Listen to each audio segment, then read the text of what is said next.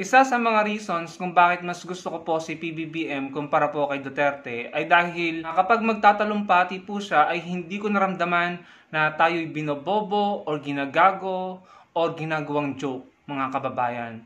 Wala pong pamemersonal ang kanyang talumpati, real talk, at nakapokus po sa subject ng kanyang talumpati. Hindi po nang iinsulto, hindi nagmumura, at hindi po nagbabanta sa buhay ng kapwa niya tao. Yun po ang nagustuhan ko kay PBBM. Hindi po niya tayo niloloko sa kanyang mga talumpati. Sa kabilang banda naman po, si dating Pangulong Duterte, puro kalokohan, pamemersonal, pagmumura at may pagbabanta po sa buhay ng kanyang kapwa-tao. Sa kasamaang palad mga kababayan, ang kinalulungkot ko po, bakit po dumating tayo sa panahon na mas pinagtatawanan yung seryoso at yung real talk at yung maayos, no, na kinakausap ang mga Pilipino? Bakit pinagtatawanan si PBBM? Tapos, ang pinapalakpakan, ang ina-admire at ang talagang hinahangaan ay si dating Pangulong Duterte, considering na yung kanyang mga talumpati ay talaga naman pong kalimitan, kalokohan, pagmumura, pamemersonal at pagbabanta po, mga kababayan. Yung po hindi ko maunawaan. Pakinggan niyo po ang dalawang video na ito nang malaman niyo po kung ano po yung tinutukoy ko, yung sinasabi ko po sa inyo, mga kababayan. Ito na po. Grabe to mga Lods. Pang Guinness World of Records to. Grabe, BBM, good job, no? Actually, parang 700,000 na to as of now. 700,000 haha-react sa kanyang post. Ayan na, BBM. Maraming salamat. Pinapatawa mo ang sambayanang Pilipino. Grabe nga. Diba? Napapansin kaya ito ni BBM. Tapos yung heart is 5.9k lang. Wala na. Lusaw na. Hintayin mo pa, Mr. President.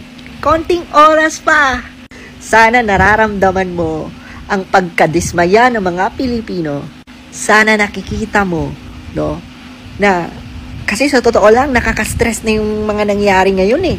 Kaya, tinatawa na lang namin, Mr. President. So yung unang video, kita nyo naman pinagtatawanan niya si PBBM, yung post sa page ni PBBM na sandamakmak po, daang-daang libo, no? Halos 1 milyon na yata yung nag-laugh react, no? At sabi daw, Guinness Book of World Records sa dami ng laugh reaction. Una, gusto ko mong sabihin dyan, naniniwala ako, karamihan dyan mga troll. Naiisang tao pero daan-daan or libo-libo ang hawak na account na nag-laugh react dyan. Alam nyo kasi yung troll farm, ginagamit po talaga yan para manipulahin ang public opinion. Makikita ng mga tao, ang daming laugh react, ibig sabihin pinagtawanan po yung post ni PBBM or yung speech ni PBBM. So sasabihin ng mga tao sa sarili nila or iisipin ng mga tao, ay baka nakakatawa or baka sablay or sabaw yung naging speech kaya pinagtawanan. Pero in reality, I am confident marami po dyan troll farm, mga kababayan, no?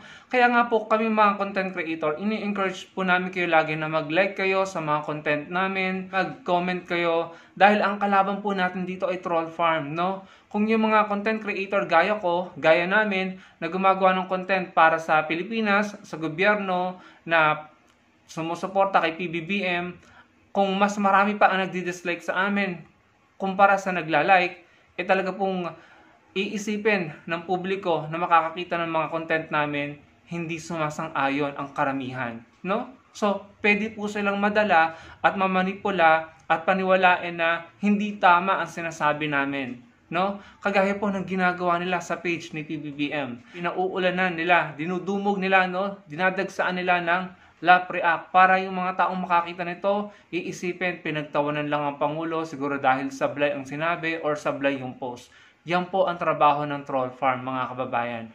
1, 2 o 3 tao lamang ang may hawak ng libo-libong account na nag-laugh react dyan. Yun po ang aking paniniwala dyan. Kaya nga po, sana tayo, maging organic tayo sa pag-like at sa pag-heart ng ating mga content na tama, maayos at hindi puro kalokohan. Ngayon mga kababayan, pakinggan nyo naman itong naging speech ni dating Pangulong Duterte na talagang pinalakpakan, sinang-ayunan, sinuportahan. Kahit pa alam nating maling-mali po, no? Maling-mali. Parang wala sa values at saka sa tamang manner ng mga Pilipino. Pakinggan nyo po. Ngayon, marami kasi sila. Ano dapat ang gawin natin? Di, patayin natin yung mga senador ngayon para mabakante.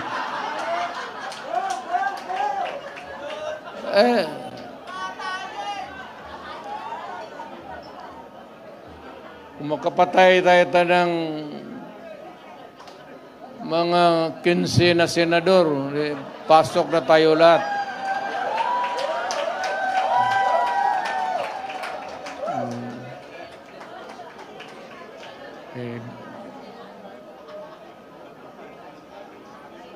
Pero kawawa naman. Pero nakakainis kasi yung, hindi naman lahat. Pero, sabi nga, talking of opportunities, the only way to do it is to pasabugin na lang natin yung ano. So, yun mga kababayan. Narinig nyo, no? Tama ba yun? May sumisigaw pa na patayin.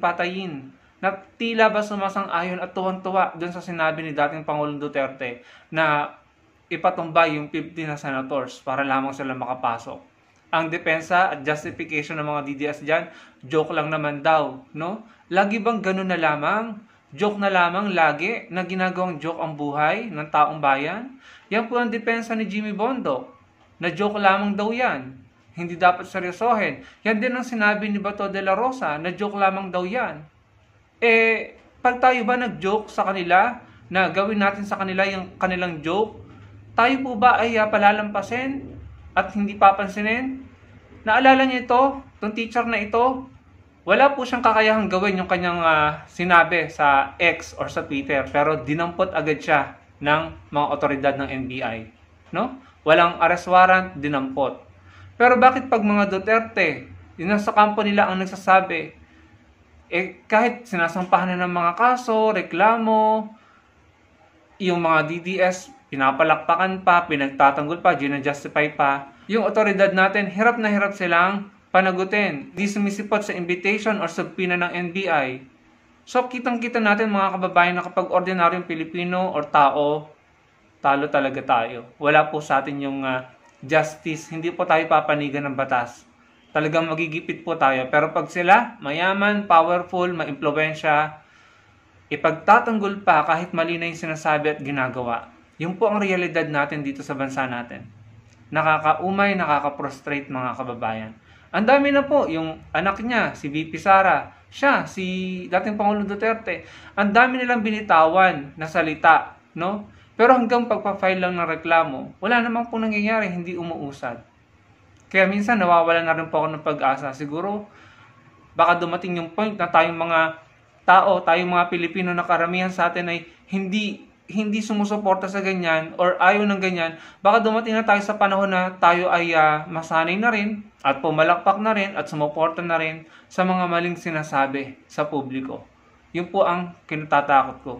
Baka magaya tayo sa kanila at sa mga supporter nila na yung mga seryosong bagay, yung mga hindi dapat binabanggit sa publiko, sa social media, ay nakasanayan na natin, na normalize na parang wala na tayong values, wala na tayong pagkilala sa tama at mali. Na baka dumating na po tayo sa time na yung mali, pinapalakpakan na rin natin at yung tama ay pinagtatawanan. Yung tama ay kinukutya. Ganun po yung nangyari sa speech ni PBBM, yung post nila sa kanyang page. Pinagtawanan, dinumog ng tawa, tapos yung kalokohan, may pagbabanta, pagmumura at pamimersonal, pinalakpakan, sinang-ayunan, nagtiyan pa, patayin daw, patayin. Tama ba yun mga kababayan? Tapos pag ordinaryong taong gumawa niyan, dampot agad, ipapahiya agad, kulong agad.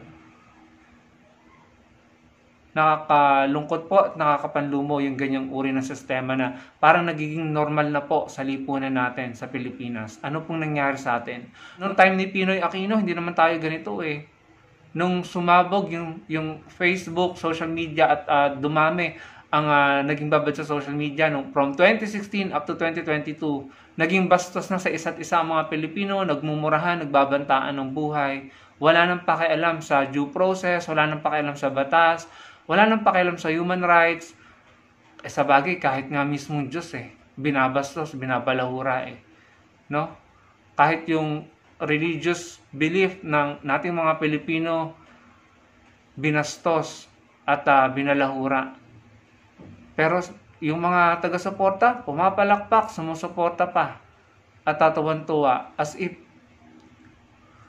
parang mga wala nang breeding, wala nang pinag-aralan mga kababayan, no?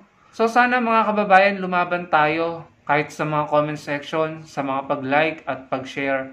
Labanan natin ng troll farm dahil tayo genuine and organic, no? Naniniwala pa rin ako na mas marami tayo. Yung mga troll farm naman na yan, kahit humahawak sila ng libo-libong account, mga 10 sila or 100, kahit libo-libo account nila, mas marami pa rin po yung organic. Hindi sila aabot ng milyon, no? Mahihirapan na sila doon kung millions po ang hahawakan nila.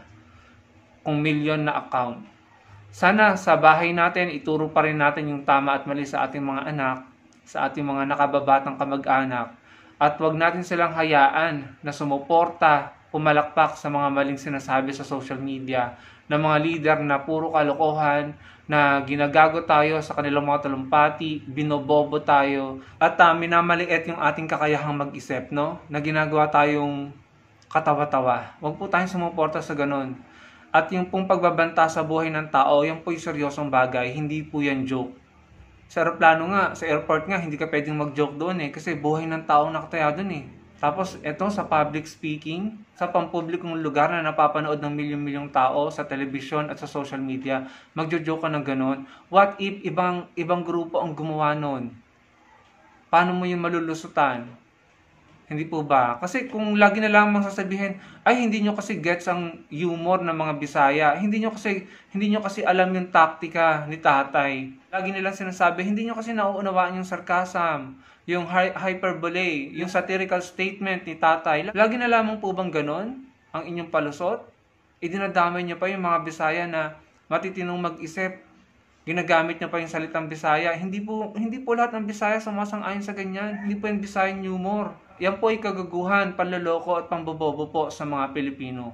At naniniwala ako maraming Bisaya ang hindi sumusuporta sa ganyang uri ng salitaan. So, yun lamang mga kababayan, nakakalungkot man, parang tila walang pangil ang batas ang ating mga otoridad, parang hindi nila kaya kapag mayaman, influential, makapangyarihan, hindi nila kayang panagutin. Pero pag tayo po mga ordinaryo, paakalad ka rin po agad tayo, ipapahiya po agad tayo, dahil maliliit lamang po tayo at mahihirap na tao.